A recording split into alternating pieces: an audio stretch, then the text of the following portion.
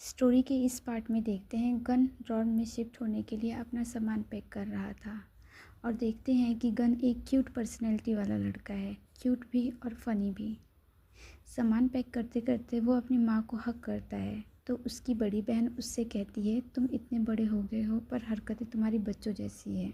Gun कहता है, सीधे सीधे कहो ना कि तुम जेलस फील कर रही हो कि मैंने माँ को हक किया।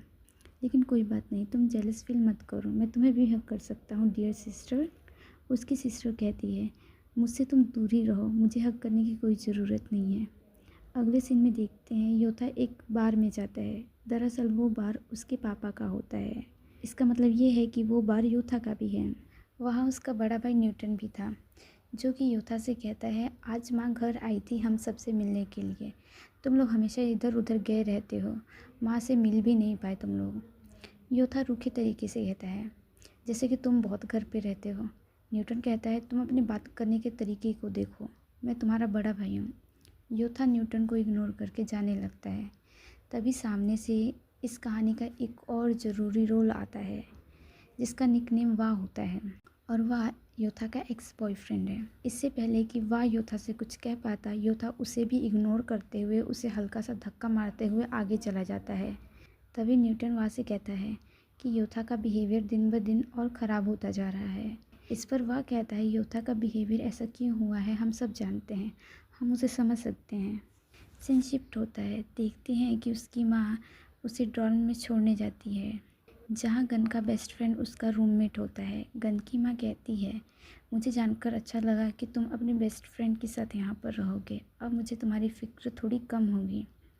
वहीं दूसरी ओर देखते हैं योथा अपने रूम में वापस जाता है जहाँ फाई ने पूरे रूम को सेट कर दिया था। योथा कहता है, अरे वाह, तुमने इतना सारा काम अकेले कर दिया और वो भी इतनी जल्दी। फाई कहता है, मैं अपने बड़े भाई के लिए इतना तो कर ही सकता हूँ। और वो उसे कहता है, तुम बस यहाँ आराम से बैठो। फिर फाई कहता है, मुझे भूख लगने लगी है, मैं खाना ऑर्डर करता हूँ और तुम बस पे कर देना। योथा कहता है, तुम बड़े तेज़ बन रहे हो। और वो कहता है, बिल हम दोनों आधा आधा पे करेंगे। आगे सीन होता है गन के रूम में जहाँ गन बड़ा खुश दिख रहा था और वो कहता है कि मुझे आज पता चल रहा है कि फ्रीडम कितना अच्छा लगता है। वो कहता है कि यहाँ मैं अपनी मर्ज़ी का मालिक हूँ, कोई मुझ पर हुक्म नहीं चलाएगा। तभी उसका दोस्त कहता है कि मुझे तुमसे एक बात पूछनी थी, तुम लाइट्स ऑन करके क्यों सोते हो।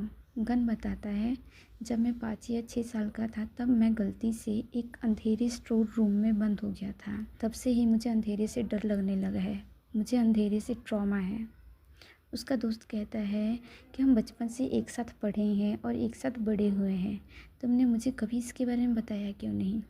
गन कहता है, मुझे ये बताना ज़रूरी नहीं लगता था इसलिए मैंने तुम्हें नहीं बताया था, लेकिन यहाँ आकर मुझे बताना पड़ा क्योंकि मुझे यहाँ पर तुम्हारे साथ एक ही रूम में रहना है, तो तुम्हें तो ये बात पता होनी ही चाहिए।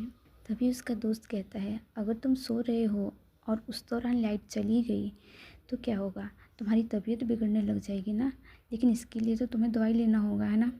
गन कहता है, अरे नहीं, मेरा इतना भी बुरा हाल नहीं है कि लाइट जाते ही मैं तड़पने लगूंगा और मेरा दम घुटने लगेगा, ऐसा कुछ नहीं है, मुझे बस बुरे सपने आने लगते हैं, इससे ज़्यादा कुछ नहीं। इसके बाद गन कहता है, हम काफ़ी देर से बातें ही किए जा रहे हैं, मुझे तो भूख लगने लगी है। इसके बाद देखते हैं दोनों खाना खरीदने के लिए नीचे जाते हैं।